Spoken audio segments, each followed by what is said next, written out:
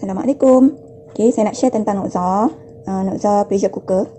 Okay, kita punya periuk ni dia dah set. Okay, dia punya tetapan masa. Okay, pertama sekali saya nak ajar tentang cara nak tutup dia. Okay, so kita ada tanda mangga terbuka dan ada anak panah ni. Kemudian ada tanda align. So, sepatutnya sebelum kita tutup, periuk kita, penanda aras dia kena berada di mangga terbuka lah. Dan setentang dengan align. Kemudian kita pusing ke kanan. So dah menunjukkan mangga kunci. Mangga tertutup kan. So ini dah kunci lah, dah tutup lah. Okey, periuk kita ni tak boleh buka bila mana pemanasan ataupun pressure tengah dijalankan ataupun masa dia berfungsi tak boleh buka. Okey, cuma dia ambil masa jugalah sebelum dia terkunci sendiri. Dalam 1 hingga 2 minit macam tu baru dia terkunci. Sebab bila wap dah keluar semua baru dia terkunci. Okey, dan kita ada tombol ni. Okey, tombol kat sini pressure, satu lagi steam. Dah hilang dah saya punya ni, dah banyak kali guna, tapi hilang tak ada masalah. So ingat je, kiri pressure, kanan steam. Ataupun kalau tak ingat, tak apa, tak ada masalah. Kita punya tombol ni, kita tengok tombol ni. Bila mana kita nak masak guna pressure, kita pastikan dia punya tombol ni tenggelam, jatuh. Okey, nampak tak? Okey, sekarang ni dia jatuh. So kalau steam dia terangkat, terjungkit. Macam tu. Walaupun penanda aras dia menunjukkan pressure, tapi kalau dia terjungkit macam ni maksudnya steam. So kalau okey, kita tolak, dah jatuh. Sekarang ni steam.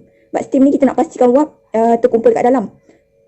Kalau pressure ni kita nak pastikan wap terkumpul kat dalam, tapi kalau steam kita nak pastikan wap terkeluar, wap keluar kan.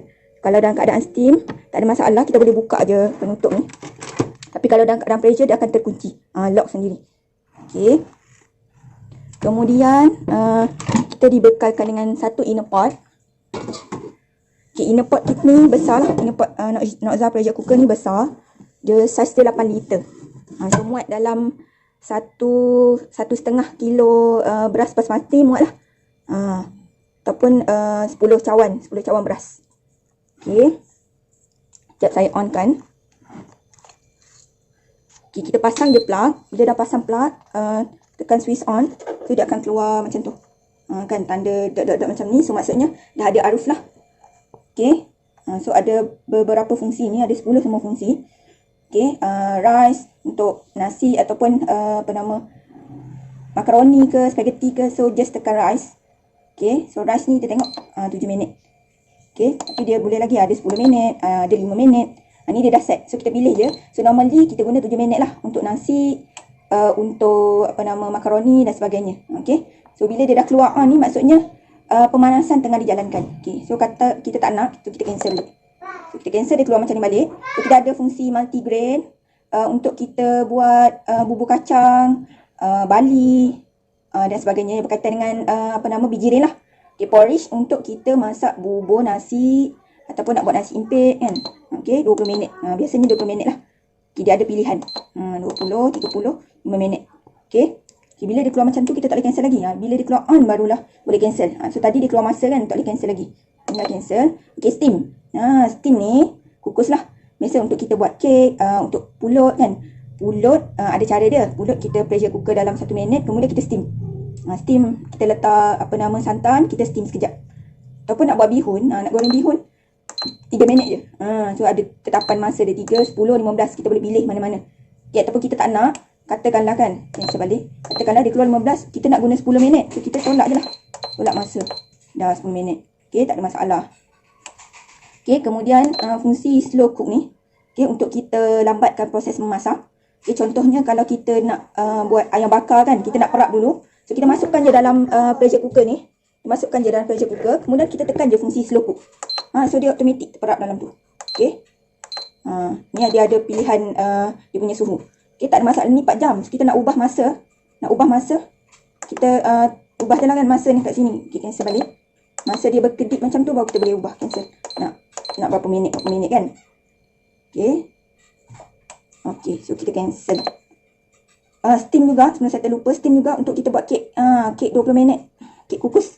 Sama ada kita nak letak air dan letak dia punya lidah je untuk pelapik dia tu. Kemudian kita letak kek atas kita punya loyang. So dah okey dah. Ataupun nak masak telur, so guna steam. Okay, ada orang dia masak telur buat nasi lemak kan. Masak telur ni penuh ni. Okey. Sekejap je. So, tak payah nak rebus air, nak masuk telur kan. So, guna je pressure cooker. Okey. Kemudian kita ada fungsi sup. Nak buat sup kan. Nak buat broth. Macam contoh sup kaki kan. Okay, meat. Boleh nak masak kari ayam, kari daging. Ataupun sup daging pun boleh tekan je kat sini. Sup daging biasanya 35 minit. Ataupun kita nak lebihkan masa, tak ada masalah. Okey, kemudian kita ada fungsi kek. Untuk bakar kek ataupun untuk bakar ayam ke kan, boleh kita guna fungsi kek. Okey, low pressure untuk kurangkan kita punya tekanan. Dan stir fry untuk menggoreng ataupun menumis. Okey, kalau kita tak nak guna fungsi semua tadi, kita boleh guna manual. Katakanlah kan kita tengok resepi guna periuk Nokza. Dia masak masak nasi ke, contoh dia bakar ikan kan. Contoh dia bakar ikan 5 minit. So 5 minit nak tekan fungsi apa kan? Kita tak ingat, tak tahu. So tekan je manual. Okay, sekarang manual 1 minit, kita tambah je. 1 2 3 4 5. Okey dah jadi. Okey dah on. On dah jadilah. Kita cancel balik. Okey, delay timer ni. Delay timer untuk kita lambatkan proses memasak. Ni lagi lambat lah. Okey, maksudnya contoh kita nak masak porridge. Okey. Kita nak delay masa ni kat sini 6. Okey, 6 jam. So 6 jam barulah dia on untuk masak bubur. So maksudnya kita biarkan lama dalam ni. Nak perap ayam pun boleh lah macam ni untuk guna delay timer. Tapi delay timer ni biasanya masa panjang. Contohnya kalau kita nak masak nasi ke, nak bakar ayam ke kan, kita letak tengah malam tu untuk sahur. Okey. So untuk sahur pagi esok pukul 5 tu kita bangun dah siap complete lah. Tapi kita tekan delay timer lah. Tak adalah kita bangun pukul 4 tu baru nak masak. Tak ada. So maksudnya pukul 12 ke pukul 11, pukul 10 kita letak siap-siap bahan. Kita tekan fungsi apa kita nak. Lepas tu kita tekan delay timer 6 jam. So kita kira cukup tak pukul 5. Kalau 6 jam katalah pukul 11 kita letak kan. 11, 12, 1, 2, 3, 4, 5. Pukul 5 dah bangun dah siap complete masak. Dah tak payah nak tumis apa semua lagi. Okay. So itu sahaja. Kalau ada apa-apa nak tanya, boleh tanya saya. Oh, lagi satu, tadi kita dah tekan macam-macam kan. Rice, katakanlah kita tekan rice. Okay, kita dah tolak masa dia. Kita buat 4 minit lah katakanlah kan. Okay, kita dah macam-macam lah kita tekan. Porridge, kita tukar asalnya 5 minit. Porridge yang normal yang kita guna untuk masak bubur 20 minit. So, katalah kita dah, cancel balik. Okay, porridge tu kita buang masa. Katakanlah kita ambil 17 minit. So, kita dah macam-macam kan. Dah gerakkan dia. Kita cancel. Okay, katalah lama kan tak lagi berubah contoh rice.